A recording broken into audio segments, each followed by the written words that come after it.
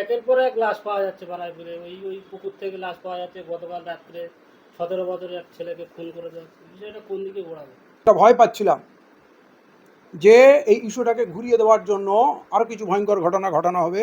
তার মধ্যেই দেখলাম ওই মেয়েটির যেখান থেকে লাশ উদ্ধার হয়েছিল সেইখানে আর একটা পচাগলা লাশ বেরোলো। তার মানে সেটাও 2-3 দিন আগেরকার ঘটনা, তাজা ফেলেনি। কি হয়েছে পুলিশ তদন্ত করে বার করবে, সে কি করে ওইখানে পৌঁছালো, নাকি অন্য জায়গায় মেরে তাকে এখানে ফেলে দেওয়া হয়েছে। আবার রেল বলছে যে নাকি ও ট্রেন থেকে পড়ে গেছে। তো ট্রেন থেকে পড়লে লাশটা গিয়ে পুকুরে কী করে পড়বে, আর ট্রেন থেকে পড়ে অ্যাক্সিডেন্ট করলে কারো তো দায় নয়, তাহলে সেই লাশ লুকানোর বা চেষ্টা হবে কেন। তো প্রকৃত তদন্ত হোক যে ওর কি কারণে ওইখানে লাশটা গেল, নাকি ও কিছু দেখে ফেলেছিল তাই থেকে মারা হলো। তো এটা তদন্তের ব্যাপার, তদন্ত প্রকাশ পাবে।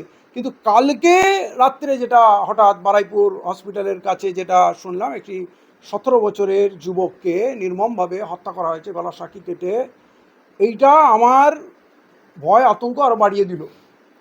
বলছে ফুটবল খেলার পুরনো ঝগড়া নিয়ে এই ঘটনা ঘটেছে। তো কোন ফুটবল খেলা? এটা কি ইউরোপিয়ান কাপ না ফিফা ওয়ার্ল্ড কাপ? কী এমন খেলা যে পুরনো ঝগড়া এইভাবে এখন তার প্রতিশোধ নেওয়া হবে? নাকি এটা প্রেড ক্রিমিনাল ঘটনা ঘটানো হচ্ছে? পশ্চিমবাংলায় বিশেষ করে সাউথ 24 পরগনায় পয়সা দিলে মার্ডার করবে এমন লোক প্রচুর আছে। তাহলে এর মধ্যে ধর্মীয় অ্যাঙ্গেল এনে ঘটনাটাকে ঘুরিয়ে দেওয়ার জন্যে এই কাণ্ড করানো হয়নি তো? আমার সন্দেহ হচ্ছে। কিন্তু পুলিশ কি করবে সেটা শুভেন্দুবাবু জানেন।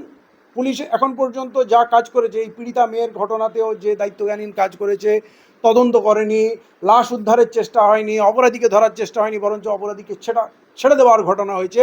তো সেই ক্ষেত্রে মুখ্যমন্ত্রীও গিয়ে কালকে যে কথা বললেন অত্যন্ত দুঃখজনক। উনি বললেন রেল লাইন উপড়ে ফেলা হয়েছে, ছাড়বো না, ঘরে ঢুকিয়ে দেবো, দেখে নেবো। আপনি এরকম হম্বিতম্বি করে কথা বলেন কারণ তো একটা মুখ্যমন্ত্রী। আপনি আগে দেখুন রেল লাইন উপড়ানো হয়েছে কিনা, পুলিশের গাড়ি জ্বালানো হয়েছে কিনা। তাহলে আপনার মতো দায়িত্বশীল মানুষ যদি মিথ্যা ভাষণ দেয় এবং সেইটাকে বলেন যে আমি ওদেরকে ছাড়বো না, তাহলে ওই ঘটনাগুলো তো সাইড এফেক্ট, এবং ওখানে কোনো রেল লাইন উপড়ানো হয়নি, পুলিশের গাড়ি পোড়ানো হয়নি। তাহলে আপনি যদি দায়িত্বজ্ঞানহীন মন্তব্য করেন তাহলে এটা খুব চিন্তার ব্যাপার। এবং বিগত দিনে দিলীপ ঘোষ ছাড়া আরও অনেকে এত উত্তেজক এবং সাম্প্রদায়িক বক্তব্য দিয়েছে, তাতে রাজ্যের আকাশে বাতাসে বারুদ ভরে গেছে, হিংসা একটা পরিবেশ তৈরি হয়েছে। এই কারণে পশ্চিমবাংলাবাসীর এখন কিন্তু বড় দায়িত্ব শান্তি বজায় রাখা। এই সরকার কি করবে আমি জানি না, কারণ সরকার নিজেই উস্কানি দিচ্ছে, উত্তেজনা ছড়াচ্ছে, মারবো কাটবো এইসব করছে। মাঝে হুমায়ুন কবিরও ওই সাটাভাঙা মার দেবো বলে মুসলমান দিনে নামলো, একটা বিচ্ছিরি ঘটনা ঘটালো। এরা একে অপরের পরিপূরক, এরা পরিবেশ নষ্ট করছে। এই যে নতুন সরকার লাখ লাখ মানুষের জীবন জীবিকা কেড়ে নিল, এই যে হকার উচ্ছেদ হলো, বাড়িঘর তছনছ হয়ে গেল, রাস্তাঘাটে দোকানপাট ভেঙে দিল, এই যে রাঁধুনিদের মিড ডে মিলের কাজ চলে গেল, এই যে টোটোদের রাস্তায় উঠতে দেবে না, এই যে ভিখারিদের ভিক্ষা করতে দেবে না, হকারদের ট্রেনে উঠতে দেবে না, অজস্র মানুষের জীবন জীবিকা তছনছ হয়ে গেল এই ভরা বর্ষায়। কোথায় যেন সেই ইস্যুগুলো, সেই চোখের জলগুলো যেন কোথায় ভেসে গেল। প্রথমে এলো ওই সাটাভাঙা মার, তার পাল্টা মুখ্যমন্ত্রীর বিধানসভায় হুঙ্কার, দেখা গেল হুমায়ুন কবিরের শেষ পর্যন্ত কিছু হলো না, এবং উনি গুন্ডা দমন আইনটাকে সমর্থন করে দিলেন। তার মানে হুমায়ুন কবির জানে ওই আইনটা আমার উপরে লাগু হবে না, এই সরকার আমার বন্ধু সরকার, তাই তিনি নেচে নেচে সমর্থন করে দিলেন যে আমি সেফ থাকবো, আমার কিছু হবে না। পশ্চিমবাংলার মানুষ মরে মরে, কোথাও না কোথাও আমি এদের ষাঁড়গাঁট গটাপ দেখতে পাচ্ছি। তারপরে দেখুন এই মেয়েটির ঘটনা ঘটানো হলো, পুরো পশ্চিমবাংলা উত্তাল। সেই উত্তাল আগুনে হকারদের আন্দোলন, জীবন জীবিকার লড়াই, টোটোওয়ালার, রাঁধুনি, এবং প্রথমে যে কয়েক লক্ষ গরু ব্যবসায়ী মারা গেল, তাতে সব চোখের জল ভেসে গেল। এখন ওই পীড়িতা মেয়ের বিচারের দাবিতে পশ্চিমবাংলা উত্তাল। এবং তারপরেও দেখুন কালকে যে 17 বছরের যুবকটাকে হত্যা করা হলো নির্মমভাবে, সেখানে আবার মোড় ঘুরিয়ে দেওয়া হচ্ছে, অন্যদিকে ঘটনা ঘটতে শুরু করছে। অতএব পশ্চিমবাংলাবাসীকে সাবধান হতে হবে, একটা কুচক্র চাচ্ছে পুরো রাজ্যে দাঙ্গা হোক, হিংসা হোক, হিন্দু মুসলমান হোক। আমাদের এটা শপথ নিতে হবে, আমরা হিন্দু মুসলমান কোনোভাবেই হতে দেবো না। কারণ বাংলা বিপন্ন, বাংলার মানুষ বিপন্ন, হিন্দু মুসলমান প্রত্যেকেই বিপন্ন। এই রাজনীতির নোংরা খেলায় আমরা মাতবো না, আমরা হিন্দু মুসলমান করবো না। প্রতিবাদ শান্তিপূর্ণভাবে চলবে, বিচার আমরা চাইব, এবং বাংলার শেষ কথা বাংলার মানুষ বলবে। অভয়ের মা, তিনি ওই তার মেয়েকে ধর্ষণ করা হয়েছিল, তার জন্য তিনি ভোটে দাঁড়িয়েছিল, মানুষের কাছে ভোট দিয়েছে তাকে। কিন্তু এই এই যে এটা হলো মেয়েটার, তাতে কোনো মুখ খুলছে না অভয়ের মা। দেখেন, অভয়ের মা পীড়িত, সে তার জীবনের সর্বস্ব হারিয়েছে, তার প্রাণের টুকরো তার কন্যাকে হারিয়েছে, সেই সময় মানুষ দিশেহারা হয়ে যায়, কার কাছে বিচার পাবো, কার কাছে বিচার পাবো। কারণ শ্রীমতী মমতা বন্দ্যোপাধ্যায় তো বিচার দেয়নি, এটা মানতেই হবে শাসক দল। তাতে স্বাভাবিক মনে হয় যে না, তারপরে তো বিরোধী শক্তিশালী বিজেপি আছে, চলো বিজেপির কাছে চলে যায়। তো এইটা আমি তাকে খুব একটা দোষারোপ করছি না, সে তো রাজনীতির লোক না, সে তার একটাই দাবি ছিল আমি বিচার পাবো।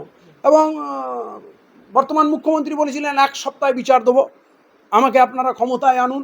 তো উনিও আশায় বুক বেঁধেছেন যে আমার মেয়ে বিচার পাবে। উনি বিজেপির প্রস্তাব মেনেছেন, বিজেপি তাকে ইউজ করেছে, তিনি জিতেছেন। এবং জেতার পর তো উনি নিজেই বলছেন যে আমাকে যে বিচার দেওয়া বলা হয়েছিল, এখনও তো আমি বিচার দেখতে পাচ্ছি না, তদন্ত এগোচ্ছে না, কাজ হচ্ছে না, এই অভিযোগ কিন্তু উনি নিজে করেছেন।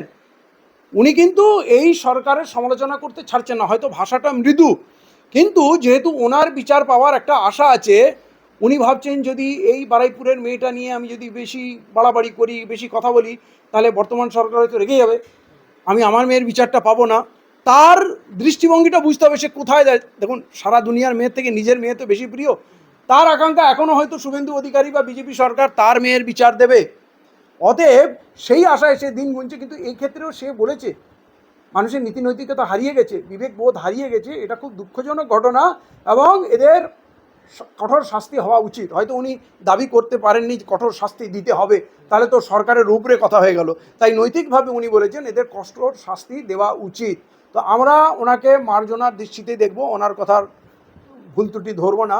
যদিও এটা পুরো বাংলার প্রশ্ন, আমরাও তুলেছিলাম, আপনি কোথায়, কারণ তখন তিনি নীরব ছিলেন, কিন্তু এখন ফেসবুক পোস্টের মাধ্যমে উনি ওনার প্রতিবাদটা কিন্তু যে ভাষাতেই হোক উনি প্রকাশ করেছেন, তাই ওনাকে নিয়ে বেশি টানাছাড়া আমরা করবো না। যে বারুইপুরের ঘটনা নিয়ে আপনি গতকাল গিয়েছিলেন, পরিস্থিতি কি বুঝলেন আর কি দেখলেন? পরিস্থিতি খুব থমথমে এবং ওখানে বিভিন্ন চক্র কাজ করছে উত্তেজনা ছড়ানোর জন্য, জটলা বাড়ানোর জন্য, কোনো আর একটা দুর্ঘটনা ঘটিয়ে দেওয়ার জন্য, ইস্যুটাকে ঘুরিয়ে দেওয়ার জন্য। এরকম বহু কুচক্র ওখানে কাজ করছে। কেউ হঠাৎ এসে পথ অবরোধ করে দিচ্ছে, কেউ গরম গরম ভাষণ দিচ্ছে। তো এইটা আমার ওখানে আমি বললাম, আবেদনও করেছি, আপনারা শান্তি বজায় রাখেন, কারো প্ররোচনায় পা দেবেন না এবং সবাইকে এখানে আসার দরকার নেই। আপনারা জেলায় জেলায় আন্দোলন করুন, আপনারা মোমবাতি মিছিল করুন, ধর্নামঞ্চ করুন, যা করুন, আন্দোলন করুন, কিন্তু শান্তিপূর্ণভাবে জেলায় জেলায় করুন, এখানে ভিড় বাড়াবেন না। আর আমি বলেছি কোনো রাজনৈতিক দল রাজনৈতিক ঝান্ডা নিয়ে এই আন্দোলনে নামবেন না, কারণ এইটা খুব একটা বাংলার প্রতিটা মানুষের এটা বিষয়। এটা ভোটের রাজনীতি, ভোট কোড়ানোর জায়গা নয়, রাজনীতি করার জায়গা নয়। আপনি যদি রাজনীতি করেন তাহলে এই আওয়াজটা দুর্বল হবে, এটা মানুষের বেদনার আওয়াজ। মানুষ হয়ে আসুন, রাজনীতি করার জন্য, ভোটের রাজনীতি করার জন্য, ঝান্ডা টান্ডা করার জন্য অনেক সময় পড়ে আছে, সময় পাবেন, কিন্তু এই মুহূর্তে এটা রাজনৈতিক রং দেবেন না। তো আমার বার্তার কিছু ফল পাচ্ছি, সেটা আমার কথার জন্য পাচ্ছি বলছি না, আমি দেখছি জেলায় জেলায় বিভিন্ন জায়গায় ব্যানার নিয়ে শাস্তির আবেদনে, বিচারের আবেদনে মানুষ পথে নামছে এবং মহিলারাও পথে নামছে। এইটা ব্যাপকভাবে পুরো রাজ্যে করতে হবে এবং একটা মূল মন্ত্র থাকবে, অপরাধীর শাস্তি চাই, তার জাত, ধর্ম, বর্ণ, ভাষা কিছু দেখা যাবে না এবং হিন্দু মুসলমান অ্যাঙ্গেল কোনোভাবেই আনা যাবে না।